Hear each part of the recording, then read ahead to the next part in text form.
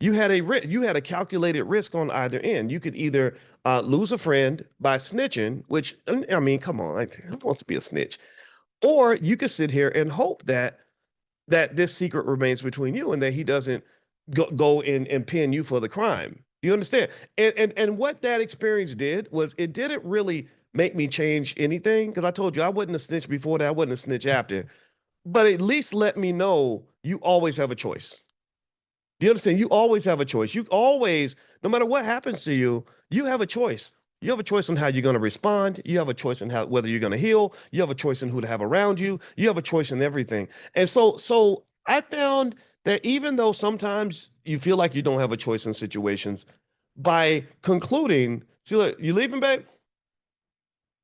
Where where you going? Oh, okay, babe. All right. But it's my wife's birthday. Happy birthday! I love you. Anyway, so it's a birthday. We did the whole breakfast in bed thing and all that. So so here's my point. This gets back to the whole trauma and healing thing. Is that learning that you always have a choice, or at least approaching every situation by figuring out like what choices did I have, even if they were bad choices, really goes a long way in terms of being empowered. And so when you're talking about trauma and you're talking about money and you're talking about dealing with traumatized people or dealing with bad decision makers in your space, there's always a million different things you can do. So when she said that black men can heal and that will help black women, I couldn't help but to retort and say also, well, you do know that also black women healing can help black women, and black women healing can help black men. And also, if you are a healed person, you also then have a choice of deciding whether you want an unhealed person around you, right? And that requires some due diligence, as with every investment you make, except in this case, you're investing your love and your time and your energy.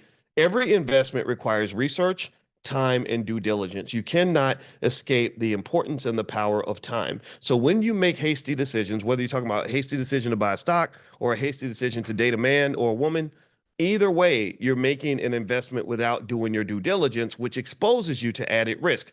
Risk is encapsulated primarily. Remember, I'm not speaking as a person who has an opinion on risk. I've spent years and years studying mathematical scientific research on risk. A lot of risk is incorporated in a couple of different areas: time and information. And time and information are connected.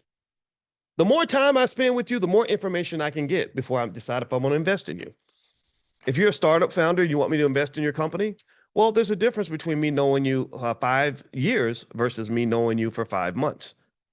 Because during that time, I've picked up information about you and I've been able to gain a more accurate risk assessment of you. I've been able to reduce the variation in my assessments. I can hit the bullseye or the arrow on the bullseye a little more effectively because I spent time just observing you.